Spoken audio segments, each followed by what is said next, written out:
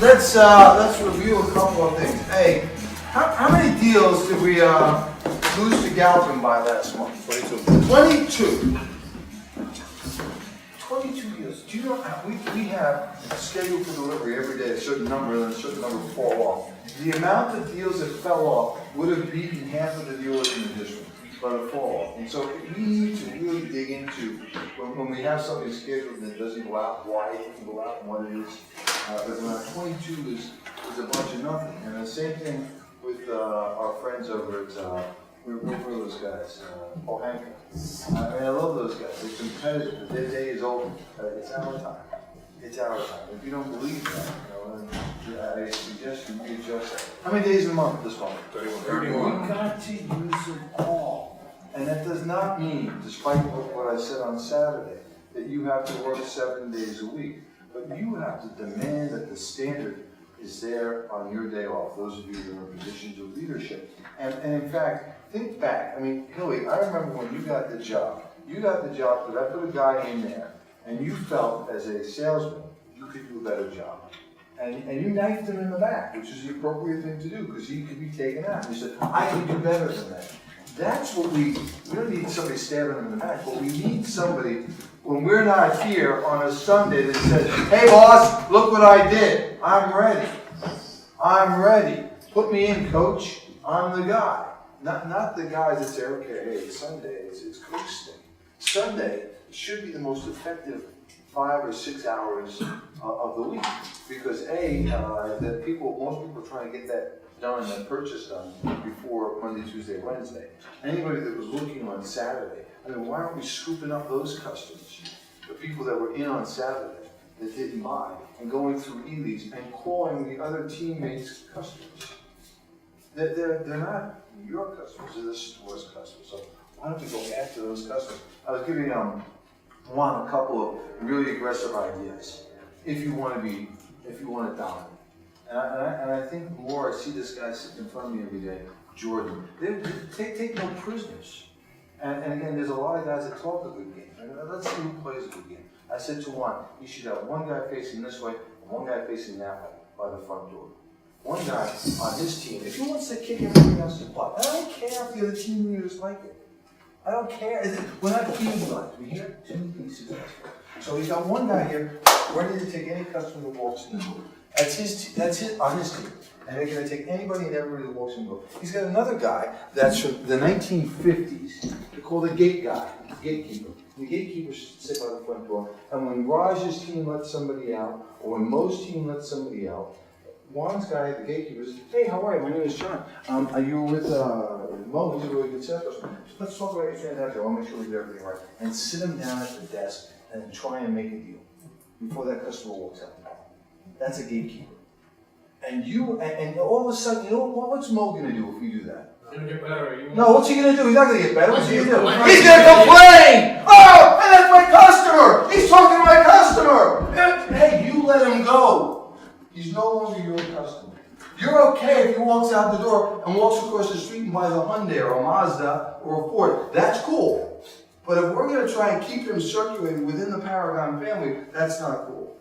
And to your point, you start doing that and watch all of a sudden Mo digs in a little bit. Or the team leader that released him digs in a little bit. I just want to make sure we have all the right notes in the computer. Let's go over the notes in the computer. You're Mr. Smith, and you live at Pumpernickel Lane. Ooh, I see we didn't get your email address. Let me get your email address.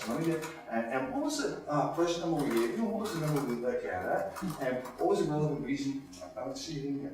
Let me just see. I don't see. What was the relevant reason for you not purchasing today?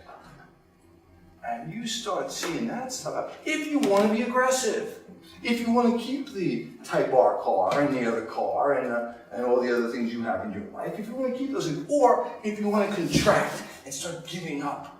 I don't want to give up. I don't want to contract. I want to expand. We have a saying, outproduce the problem. Outproducing the problem is not outlining the problem. Outline the problem and then fix it. Don't outline it, because nobody's going to listen to you for whining. You got to fix this stuff. Review of last week. What did we do right last week? Does anybody have any accomplishments they can share with us from last week? And let's start small. Really small.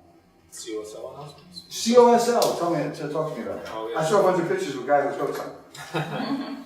So we had for Honda, we had 18 COSL members, Council of Sales Leadership members. And you know, I always talk about when I was a sales manager. Let me tell you about when I was a sales manager.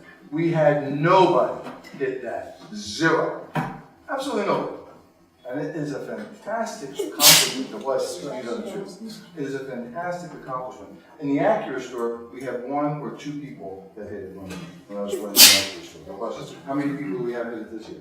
10. 10. So that's like 80% of your staff. Yeah. Hit it. And that's about 80% of your staff. That's fantastic because those KPIs, the things you have to do to hit council of sales leadership, are also the things that make people very good business people. So that's one thing. Give me something that we accomplished.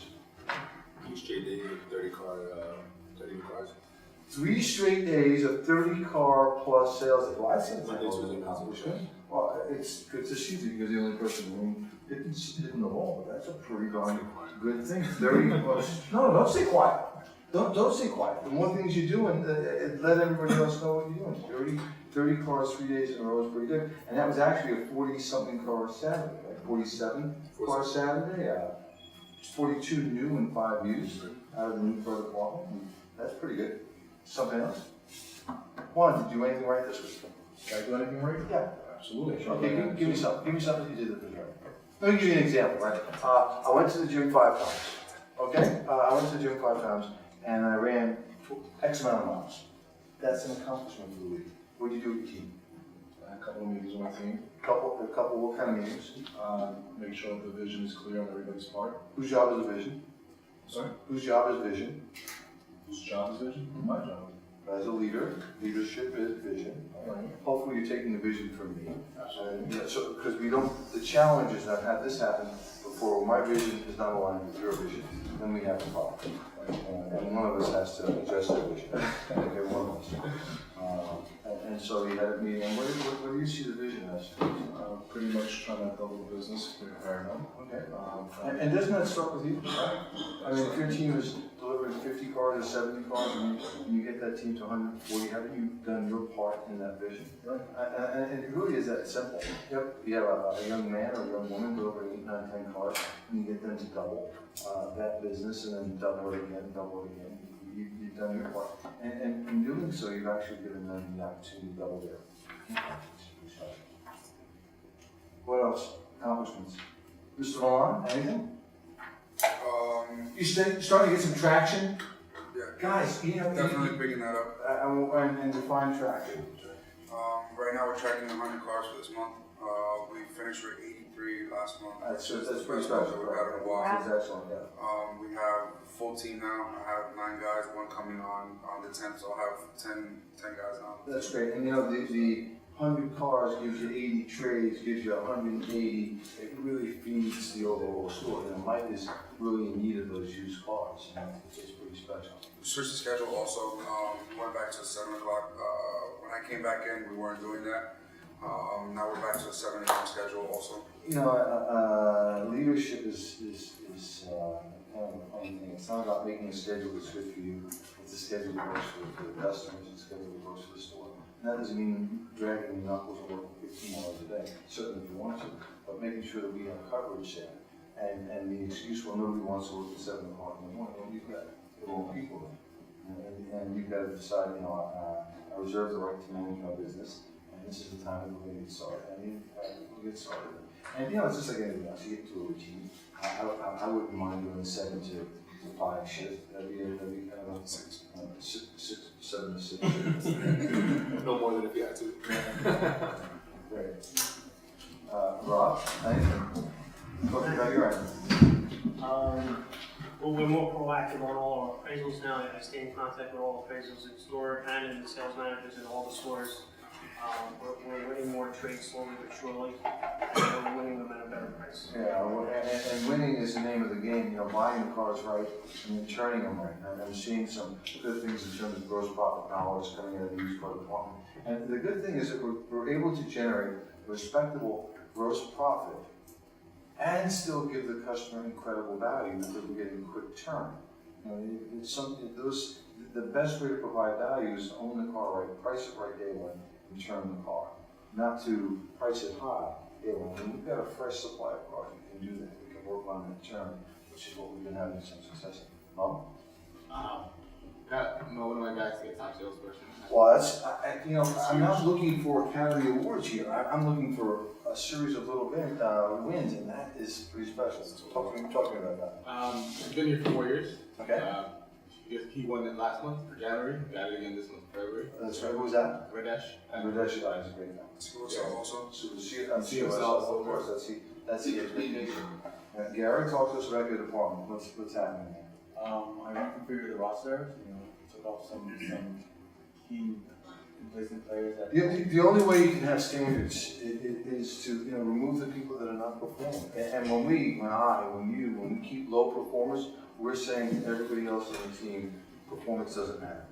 It's about something else. It's about being friends or being liked or something like that. This is whether we opt in or not, this is a sales business. And the guys that win are the guys that sell the most stuff, period. And those that don't sell the most stuff are what we call passengers. And again, God doesn't make bad people, they're probably nice people, but they may not qualify to be on this team. I love hockey. I want to play hockey. But if I don't qualify, I'm a goalie and I can't stop the puck. No matter how much I like hockey, they're not going to put me on the team. The job as a goalie is to stop pucks. And if you don't stop the pucks, you got to be ruthlessly removed from the team. Coached, of course. Mentored, of course. But if you try and you do that and you're not getting a result, then we have an obligation to put somebody that they can. And take somebody else out. Louise, talk to me about your team. What's going on? Well, to speak to ask what Gary spoke about, one of the things that I do is actually like those. You're on camera, I need you to project. Oh, okay. And even if you're not on camera, project. Right. So one of my, I think, weaknesses as a leader is sometimes I care about people too much that I fight for them when they don't fight for themselves. That's an absolute strength. Yeah. But sometimes your strengths are weaknesses. I'm stubborn. That's a strength. I'm stubborn. That's a weakness. It's just knowing when to have that. I'm usually always right, and not realizing that occasionally wrong is a weakness. But caring about people is super important. But like you said, they've got to want it too. And I went whitewater rafting many years ago in the Colorado River, and the instructor, before we went out, taught me something I have not forgotten. He taught me the rule of the river. And the rule of the river is, it is possible, this is not a structured ride, you're going on rapids, and if you pop out of the boat, the rule of the river is you have to be an active participant in your rescue. In other words, if you go out of the boat, don't sit there and say, help, help! You've got to swim towards us as we're swimming towards you. And sometimes there are people that work for us that are not an active participant in the rescue. You can't want it more than they do. And again, sometimes the most benevolent thing that we can do to some people is to release them and to say, I don't think you're happy here. I think you'd be happier doing something else. And we have maybe a different way of saying believe or believing. I want people around us that believe. And sometimes, even when you don't believe, if you throw your heart into it and you see the possibility that things can happen. I posted a Facebook article the other day on Roger Bannister. Well, anyone know who Roger Bannister is? Run the 4-minute mile. First guy to run the 4-minute mile. So they said it was impossible. They said if you did that, your heart would explode, that your physical body couldn't take the pressure of running a 4-minute mile. And in the history of the world, nobody had ever broken the 4-minute mile. And he got pacers to pace him a quarter mile at a minute or less, and the next quarter mile at a minute or less. And he chased the pacers, and he broke it 3 minutes and 59 seconds, 3 minutes 59.8 seconds, or something along those lines. He broke the 4-minute mile. The very year he broke the 4-minute mile, 55 other people did it. Because all he did was show that it was possible. And then all of a sudden, everyone knew it was possible. And so everybody else could. You guys crack 1,000 new cars and watch what you do to everybody else. You guys crack 350 new Acuras and watch what you do. But the challenge for many of us is we don't see as big as possible. And the goal for me is to get you to believe, even though it's not been done. And some of the challenges, I was having a conversation with a colleague the other day, and I said, man, I've got a bunch of good managers, young managers. The challenge is they became managers without ever really doing the heavy work. I've got some managers that never sold 35 cars in their life. And so they don't believe that it's possible for their salespeople to do that because somewhere inside it hurts their ego if they have a salesperson doing what they never did. It's your job to get the salespeople to do what you never did. And don't let your own limitations cause them to have limitations because, you know, an 8 sometimes finds it very difficult to train someone to a level 10. And I'm going to tell you, if you can't train someone to above your level, you got to go. You got to go. Because if you think whatever you achieved is the ceiling, then you're the wrong man or woman for the job. You've got to have people, you've got to coach people to break through that. And, you know, Tiger Woods has a coach. Tiger Woods' coach never played golf the way Tiger did. So that you understand, I'm not poking at you. I'm saying it's not relevant how many cars you sold. That's not the job now. You're a manager now. And my hope is that you're going to be a better manager than you ever could have been as a player. There are some people, Tim Grover was a fantastic trainer. He trained Michael Jordan. He couldn't play one-on-one with Jordan. Jordan tossed him around. He's barely 6 foot tall. Grover, and he had a busted up knee. Yet he was able to coach this great guy from an incredible level of skill to an even higher level of skill. But you've got to believe that that's possible. Second part, what did you put off from last week that you've got to get to? What did you put off? And I've got a massive list of some pretty major things. If it was important to you, you got to move in that direction this week. And if you were to look at what you've got as targets or outcomes for the week that you've got planned, hey, this week I'm going to do this. And then hold yourself accountable to that. How many times are you going to hold a sales training meeting with your sales team? And what are the sum and substance of those meetings going to be? And are those meetings going to have an impact on the team? If not, get the hell off your schedule. It's just busy stuff. Your schedule's got to be comprised of things that are going to make a difference for us.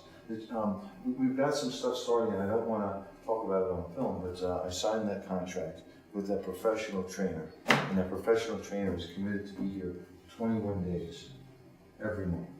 But you guys have to put the clutch in gear. You've got to engage. You know, again, if you're not an active participant in making the guys better, and the challenge for us, my Accurate team looks at the scoreboard and it says, we're number 1. And that's a curse, because you start believing your own press. And we are number 1. But does that not mean we can we be better? Of course we can. And domination is what we're looking for. Not only being number 1, but crushing the competition, putting their face in the mud. I had a guy call me up this morning, and I guess he was watching a Saturday meeting, and he caught the hard work video, which is not available on the internet. And he said, hey, can you send that to me? Here's my email address. And I sent him back, here's my email address, www.flyakite.com. Not happening. You know, because I know everybody wants to look smart for their team. My vision is the guys that are at the level that they are downstairs and across the street, they're at a very good level, getting them to unstoppable. Where we're just having fun with customers. We've got closing ratios approaching 85 and 90%. 85 and 90% closing ratios. And if we're at that level, what the heck does this place look like? We've got a BDC that's doing something fantastic. They're getting 2% higher conversion than they have right now. 2% of a massive number. What's the place look like? What are the big outcomes for the week? Outcomes, not goals. Outcomes. And again, I've got some. I think each of the outcomes on my sheet are game changers. And holding the people that are closest to me, I asked Rachel this morning, keep me on track with what we've got to do. Keep me on track. This future is frictionless concept is not a concept. It's my 10x. That's where we're going. I want to take the friction out of doing business. And I posted a little video. And, you know, I mean, Facebook's nice and Instagram's nice, but I popped it on LinkedIn. Do you know how many people watched that? 6,000. 6,000 900 people in 3 days. And if you saw who was looking at it, Mercedes-Benz USA, Nissan Motor Corporation, Honda Motor Corporation, Cox Automotive, Auto Nation. There's a lot to this. So we've got to get, before we move to the frictionless part, we've got to get our salespeople really incredibly skilled so that we can take it to the next game. I can't just drop them in at college level if they haven't gone through the building blocks of the formal education. And that's here. That's here. That's here. Goals. Right here.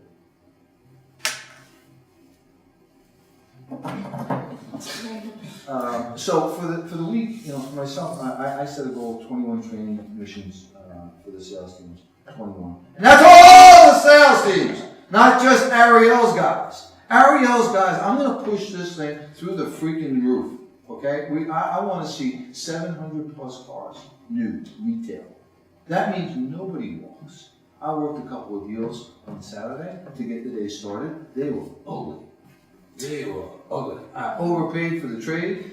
Didn't make money. Get an oil change. It cost me thousands.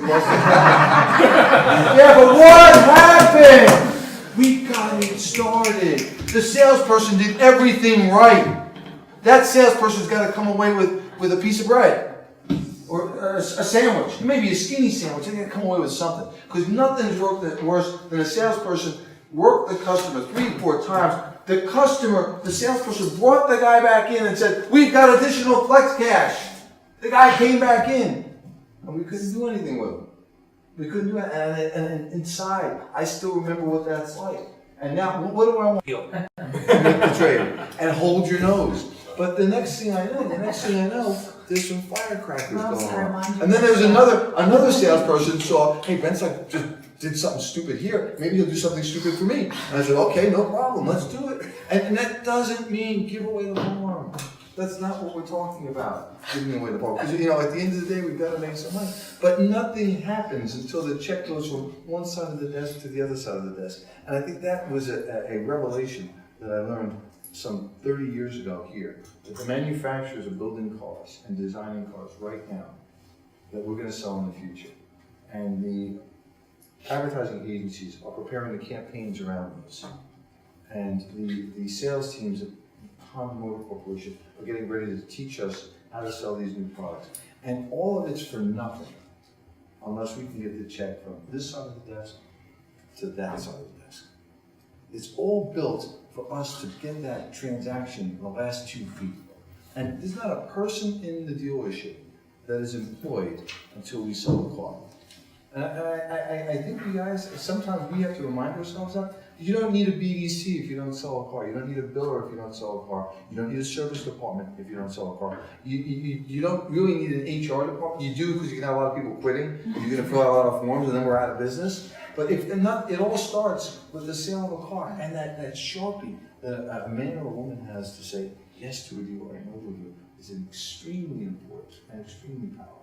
So for me, outcomes for the week is to make sure that we have at least 5 training sessions. The other is to start the book that I'm writing. The other is to have the Frictionless video part 2 done. The next is to have the NADA promotion so that we can get some incredible traction when we're presenting our ideas globally to what we're doing. And the third is to confirm the trip to Shanghai. We were speaking. I may take you, Gary, but you're going to have to pay for yourself. That was a bad news. Sorry. The next is to run 29 miles. I forgot what it is to run the distance. I ran yesterday, the longest I'd run in a while, and I forgot to properly wax between my legs, and there's some chafing. And boy, that was a lot of fun when you jump in the shower. So make sure that you know what you're doing before you do it. In addition to that, outline the training guideline so we have structure and to make sure that we hold our people to account. By the way, that training involves BDC. By the way, the training involves F&I. It's what my old hockey coach, Norm Ryder, used to call compulsory. Compulsory. And some of these old stuff that you forget. If somebody doesn't want to go through the training, then you put them on the George Washington plan. What's the George Washington plan? Make them history. Make it mystery. It's real simple. That's old gold. You put them on the Washington plan. But boss, I don't want to train. I'm a manager. Oh, you don't want to train? You're a manager? Okay, you know what? I tell you what. You get up here and you show us. You show us your ideal 12-step training process. You show me your plan to make our guys and gals into millionaires. And if not, get your ass in training. That's where you belong. Now, I want to take a look at the reverse risk. Ixnay on the camera A.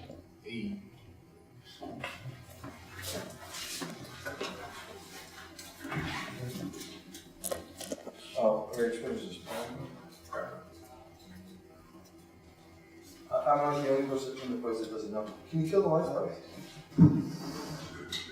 And your updates are wonky, man. They don't match mine. I'm telling It's something, and I don't know my. Do you know my? No, but they change. They change Yeah, sure. hourly. They They do. Hey, so I want to see green here, Acura, and I'm seeing some green. You're 12 cars ahead of those guys from last year, but those guys last year, they sucked. You're only 12 cars ahead of those guys. Do you know the characters that were running that store last year? No good. The guys that we have now are much better. Aren't they? No? She's giving me Rally? No. No, I'm not talking about Matt. I didn't say them. I said our guys. Oh, our guys. Yeah, better. I like this. She caught on slow. A little slow. I like this. Are you looking at this, guy? You see that? That's month to date, and I like that compared to these numbers. That's more than double the 90-day average, and it's over last year's 12-month average. And of last year, it's nearly 4 times that. Leverage that, and then when we go to pre-owned, I mean, we're beating people that were like.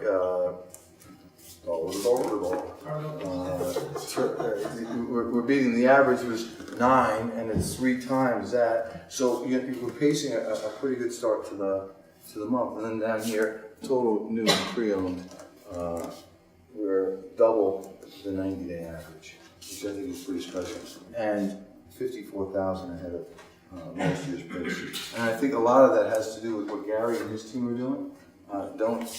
Don't neglect to look at these numbers. That's spectacular. That's spectacular. I mean, when you're taking last year's number, and I told you guys, go get that number. And you guys were they were pushing back on me. I'm saying there's 700 a car there. And they go, oh, if you want to do it, do it. And now all of a sudden, you didn't get 7, you get $1,000 a car. And now the quarterbacks over here gotta understand it's changed. You got an extra 1,000 to play with now, and I expect you to do more transactions. And you can keep, even if you keep 50% of the 1,000, you're still up, but now you've got much more gross. So the guy's gonna reprogram now. It's you turn one thing, that gives you an opportunity someplace else. And the whole thing is, no, we're gonna hold out for gross. Nobody's gonna ask you at the end of the month what's your average per transaction. You say how much. When you go look at your check, you don't say how much per transaction, you say how much. And the best way I know to get a bigger gross is to do more volume at a solid gross. It's easy. So that's pretty good stuff. And Rob, I like what you and Peter are doing over here. This is a decent stuff. Let's go here.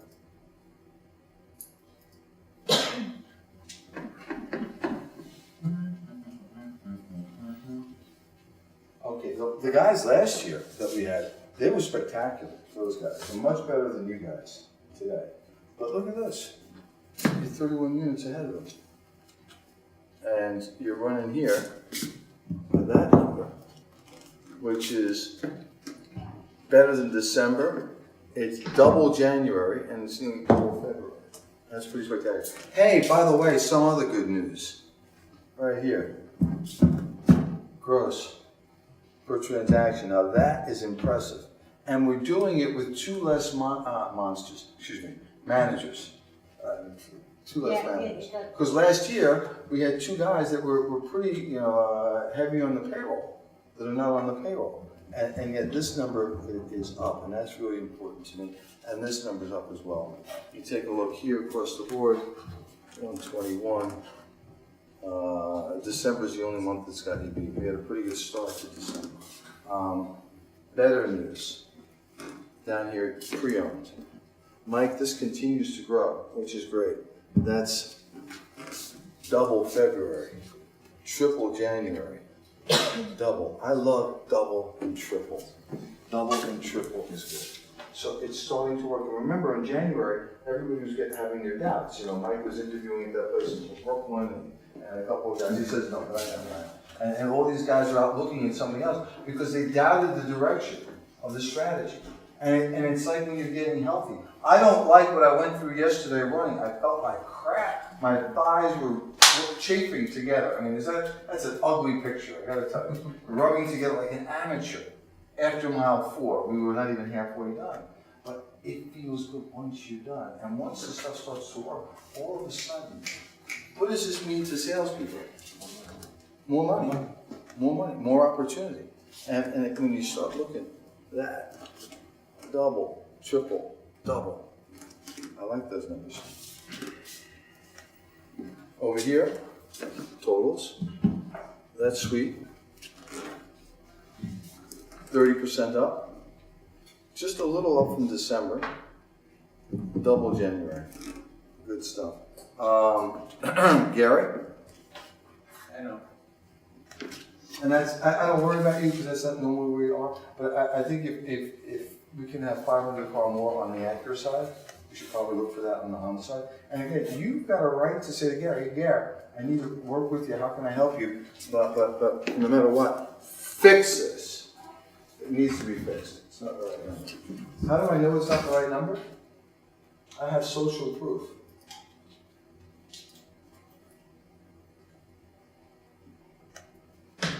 I have social proof. You remember all those guys that didn't want to go to White Plains because you can't make money? Remember all those guys that said, no, well, don't set me up there. You can't make no money. Remember we choked out that guy's salary. We choked him out. We choked him out. We just didn't want him to succeed here. We didn't want, I don't know why, he's a friend of mine. We didn't want him to succeed here. That's my opinion. I'm entitled to it. So we threw him up north.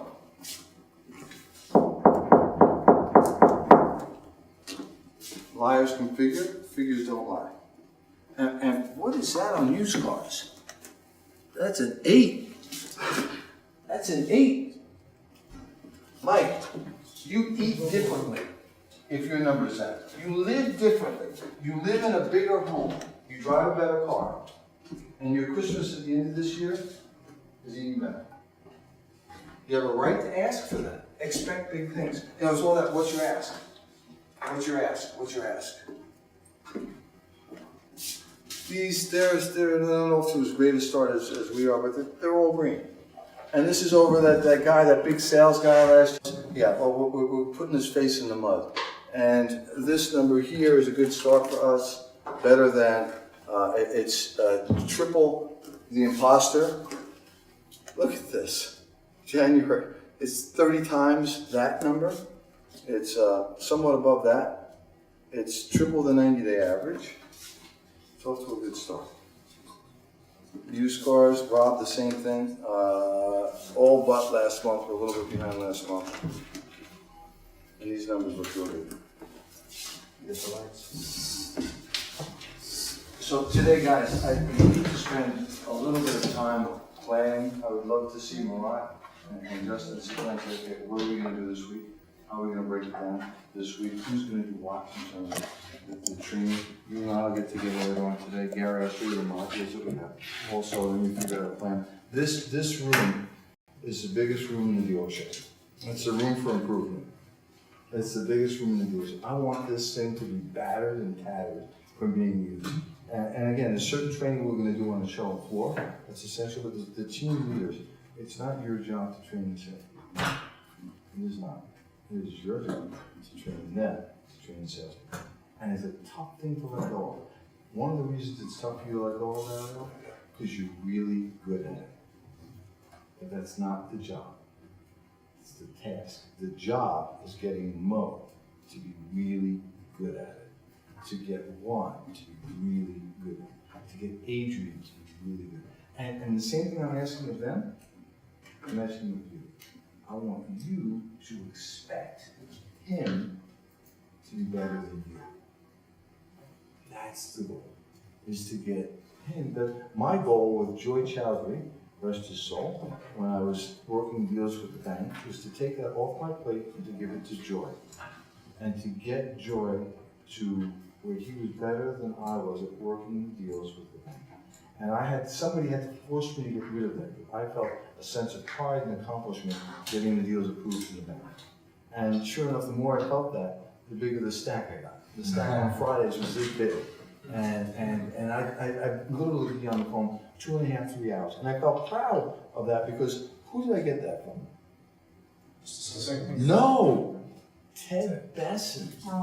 You'd walk into Potamkin and Teddy would have a stack of deals and he'd be on the phone for 3 hours with the banks, working the banks. And I learned really how to work the banks from Teddy. And you know, never lie, always tell the truth. You know, you're a lawyer presenting your client's case again. I became really good at that. And I had Dan Caron tell me, B, that's not the job though, buddy. That's the task. The job is teaching somebody to do it. The task is getting it done. And I struggled with that because I was good at it. And he was taking away from me something that was good at. Do we like to do things that we're good at? Usually. And nobody wants to do the stuff that they're bad at.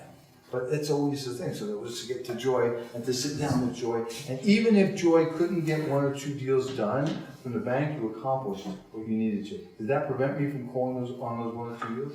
Not at all. So then Joy then got, you know, we got Gary and William to be able to do that. And only give me 1 or 2. For some reason, I've got 15 right now. For some crazy reason. You're slow. I'm slow. Residual. But that really is. It really is. And so, what are the things you can let go of? Pistol Pete was doing clerical work in used cars, and that is the task. Super important that it gets done. But he's a superstar. His value to me is working with salespeople and working with customers. And let's outsource that clerical stuff to other people because, you know, frankly, his value to the company is going to be in doing those things that we can't outsource. We can't outsource the training of our salespeople. It's the most important task we have as managers. That's the stuff we need to be spending time on with our people and with our customers. Rich, do you have anything for today? Rob? You were showing some trending reports. Rob, did you send the HAM report to the guys? Those trending reports that's an incredibly impressive report that we've got. That's the one chart that shows each of the barometers of the used car department. I don't want to share it with the world at large, but I would like you to take a look at that report. The trending reports for the stores, all 3 stores, is very, very good. It shows you forecast, it shows you where we were last year, and it shows you the pace. And I think in all 3 cases we're above all 3. The goal, the number for Paragon Honda, this one, is 1,000. 1,000 new units. 1,000. Why not? It's a nice number. It's a nice number. And by the way, when we do 1,000, we're still not doing a job. There's more there. There's more there. I want us to have that. And do you think we could do that if our salespeople are better trained? So do you think we can do it if our BDC better trained? Do you think we can do it if every one of the department heads had said, well, absolutely. No question about it. Louise, your department's going to get a lot more attention. There's a lot of opportunities there that we're not capitalizing on. So we've got 3 digits out of the 4-digit combination. We just need to find that 4th digit and the lock pops over. So, by the way, I'm long-term with you. I'm not giving up on that. We're going to put more effort into supporting what we're doing. And that's what I've got for today, guys, okay? So thanks for your time.